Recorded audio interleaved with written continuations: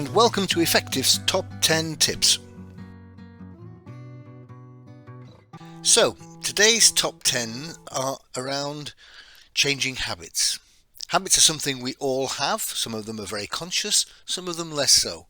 And some of them, most of them perhaps, provide real benefits to us. We couldn't function without having some automatic pilot looking after most of our activities. But some don't help us at all. So these are my top 10 tips for helping you to change any habits that are not helping you. Tip 1. Habits are really difficult to change, for yourself as well as for others. This is mainly because the way we typically do things are familiar and comfortable. So the more we do them, the more comfortable they become. And by contrast, any change is by definition likely to be less comfortable. Here's a simple example to demonstrate this. If you're able to do this, please have a go. Fold your arms. Okay. Now unfold them and fold them the other way round. Go on, have a go. Did you struggle to do it? And how does this alternative way feel? Now unfold and fold again as you wish. Have you gone back to the usual familiar way, the almost automatic way? And a final question. How long would it take you to make the new way stick, so that doing it the new way was as unthinking and as automatic as the current way? So my first tip is this. Recognize that habits are really difficult to change for yourself and in others. Tip number 2. Habits are generally good. Most of our life is habitual, that is, driven by habits. They are a major part of our life support system. If we didn't have habits, we'd have to think about everything we do. And there's just so much we do. We'd be lost, we'd be exhausted, and we'd be careless. So for example, one habit we have is breathing. We do it regularly, all the time in fact. And we don't have to think about it. Imagine having to do that. Think about breathing. In, out, in, out. We'd be exhausted, or worse. So the second tip is, recognize that most habits help. Tip 3. Because many of our habits are automatic, they are also unconscious, which can mean we are unaware of them. So consider for a moment that someone may do something or say it in a particular way that is unhelpful. You may even ask yourself, why does he or she do that? Well, the chances are they may not know they are doing it. It's a habit, a typical way of speaking or behaving that is not only unhelpful, but unconscious, and in that sense, unintentional. This is the territory of blind spot behaviour, which I'll talk about in more detail in a later podcast. For now, it's worth remembering that a bad choice of words or tone or behaviour may not be deliberate, but an accidental habit, unknown at the conscious level to the individual. And the chances are we all have such unhelpful but unconscious and therefore unintentional behaviours. So my third tip is, be kind and more tolerant of people who may simply not know what they are doing or how it impacts on others. Tip number 4. Changing any habit is not simply about stopping or removing that habit. The idea is to replace or substitute one habit for another, to replace or substitute a bad habit with a good one.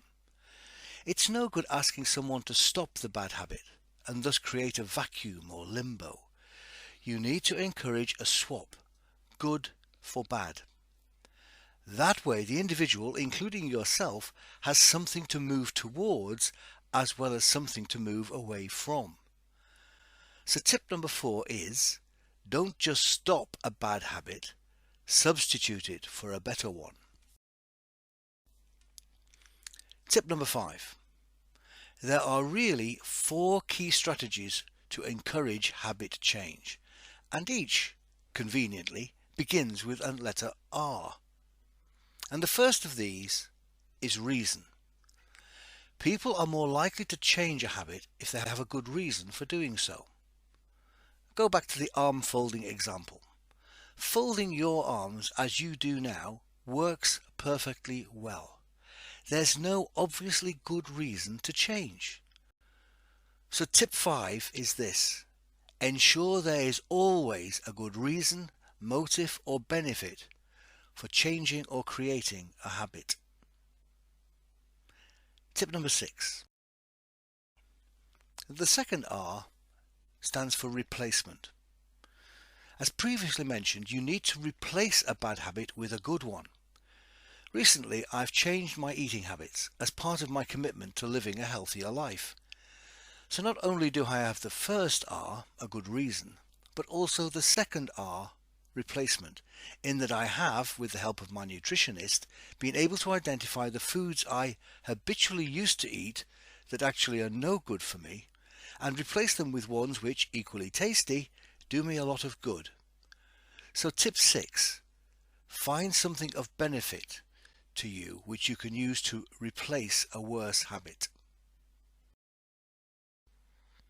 Tip number 7.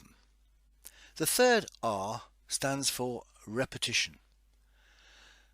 Most of you listening to this are probably car drivers. You may even be driving a car as you listen to this. Do you remember your first driving lesson? Maybe you thought then you would never get the hang of it. So much to do and remember and get right. Now, for most of you, it's second nature, embedded, something, the mechanics of driving, you don't have to think about. Through repetition, possibly twice a day for several years, you've moved what was consciously difficult into unconsciously easy.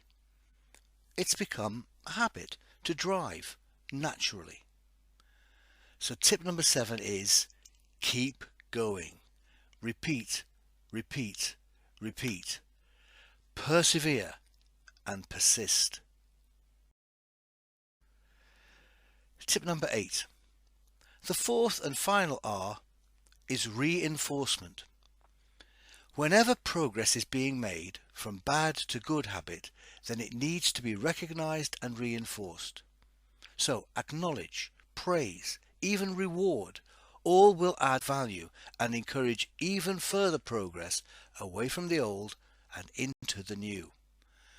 If someone habitually interrupted others and then they do so but immediately stop themselves and apologize, then that's progress. Any reward or recognition validates the change being made and ensures they know it is being noticed, and reinforces continued behavior in the same vein. So tip number 8 is this: acknowledge anyone who is making progress towards a new and better habit. Reinforce through praise and acknowledgement and recognition. Tip number 9. What works, works. What works for one person may not work for someone else. So there are 2 points here. The things you try to move from old to new I call strategy. So what is your strategy for habit change? Find a way, a method that works for you. It may not work for others, but it works for you.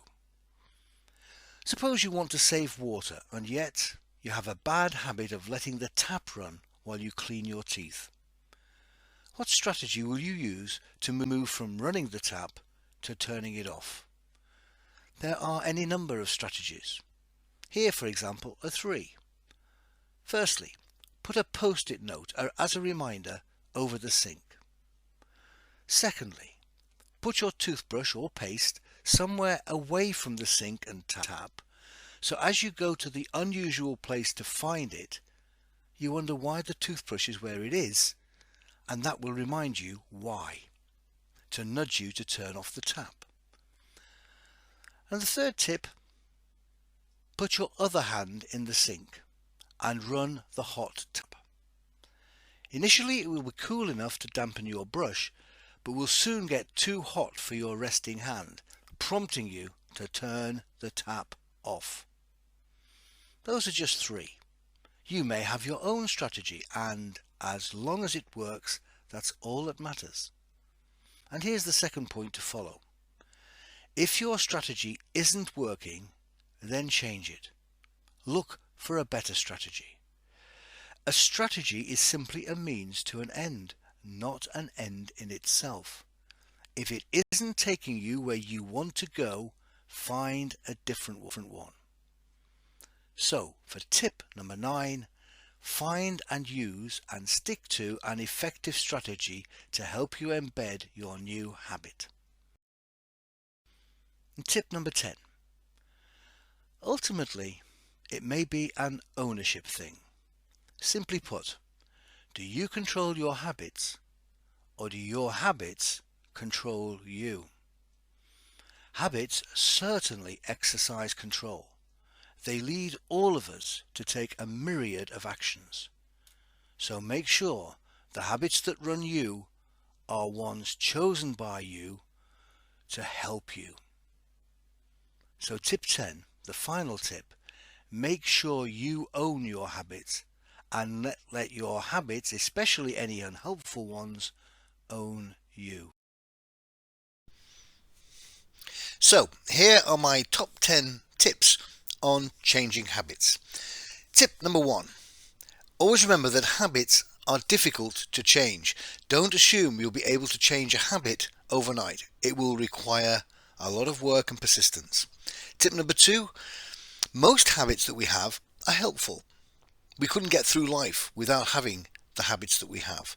So distinguish between the ones that help and the ones that hinder. Tip number 3, habits are often unconscious. The really problematic habits are the ones that don't help us and we don't even know about them. Tip number 4, replace a habit rather than stop. We can't just create a vacuum of nothing. So whenever you're changing or stopping a habit, replace it with something else.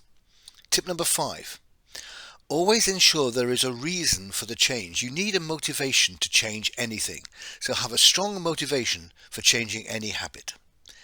Tip number 6, as I've already mentioned, use replacement as a strategy. Replace habits rather than stop them. Tip number 7, repeat. That means keep at it. Repeat meaning practice. Repeat meaning persistence. Repeat meaning perseverance.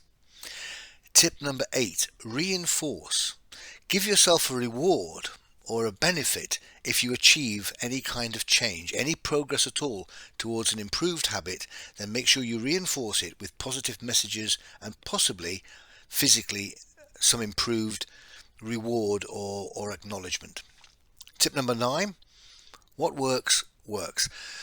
A strategy that works for somebody else just may not work for you. And similarly, a strategy that works for you may not work for somebody else. So work out what works for you and then stick with it. And tip number 10, always remember this. Do you control your habits, or do your habits control you?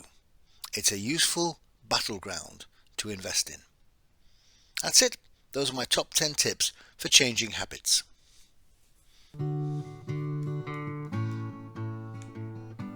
So there it is. If you'd like to download or share this image, it's available on our website. Just see the link below. If you enjoyed this video, please share it and subscribe to our YouTube channel. And don't forget to check out our website for full show notes, infographics and lots of other great resources. Links are in the description.